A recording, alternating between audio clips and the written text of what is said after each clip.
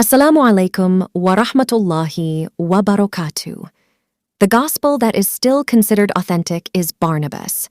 The Gospel of Barnabas has been hidden from circulation by the Western Church for centuries because its contents are very contrary to the teachings of the Western Christian Trinity, and being a gospel that strictly prohibits the deity of Jesus as the Son of God.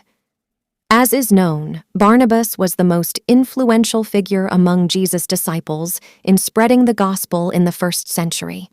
Barnabas was the priest of Christianity when Paul was stoned during evangelization by the Zeus-worshipping Greeks, but they did not dare to throw stones at Saint Barnabas because of his wise-looking face and attitude. He was a figure who traveled with Paul, and then they had a disagreement because of the theological differences between the two regarding the deity of Jesus. Barnabas, in his book, revealed that Paul had taught the laity about the deity of Jesus as God the Son, rejected the circumcision that was required of them, and ate meat that was forbidden to them. It was because of these theological differences that St. Barnabas left Paul. St. Barnabas was an early Hebrew Christian.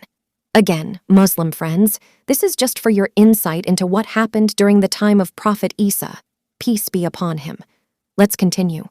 Barnabas traveled throughout Palestine from Damascus to Caesarea, from Philippi to Sinai, to preach the gospel to the people. Later in medieval times, this gospel resurfaced in the library of Pope Sixtus V and was discovered by a priest named Vramelino.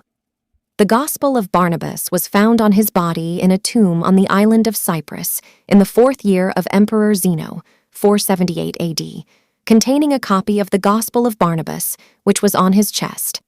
The Gospel of Barnabas was condemned by the Western churches, 382 AD, the decree of Pope Innocent I, 465 AD, and the decree of Gelasius, 496 AD. The Edict of Gelasius called the Evangelium Barnabas a prohibited gospel. Who was Barnabas? Barnabas was one of the 12 disciples of Jesus.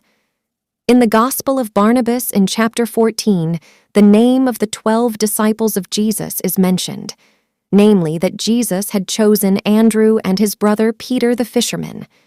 And Joseph Barnabas wrote this gospel then, Matthew the tax collector, John and James, the son of Zebedius, Thaddeus and Simon the zealot, Bartholomeus and Philip, James son of Alphaeus and Judas Iscariot the traitor.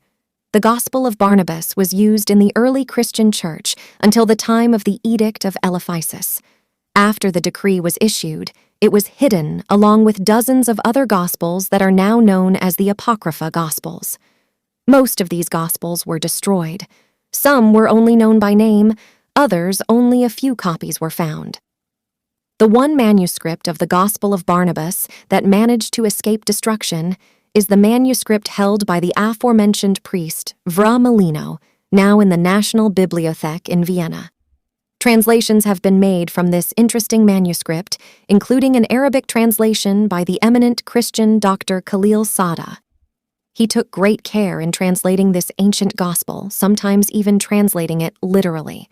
The Gospel of Barnabas is the original writing of Barnabas, the disciple of Jesus, and not the epistle of Barnabas known to Christianity today, because the Gospel of Barnabas is a complete gospel book. It contains a biographical narrative text of Jesus from birth to crucifixion, which is more complete than the 4 canonical Gospels.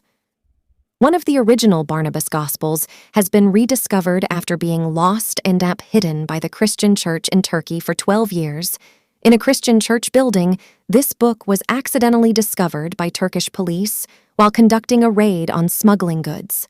This gospel was found again in a vault in the building in a messy and unkempt state in February 2012, in the form of an ancient book of original handwriting inked in gold from the era 1500 years ago. The police handed over the find to the museum. The researchers have carbon counted and found that the Gospel of Barnabas is 1500 years old, and its contents teach the doctrine of Christianity, which is different from the Christian doctrine of the work of salvation and the Son of God taught in the canonical Bible.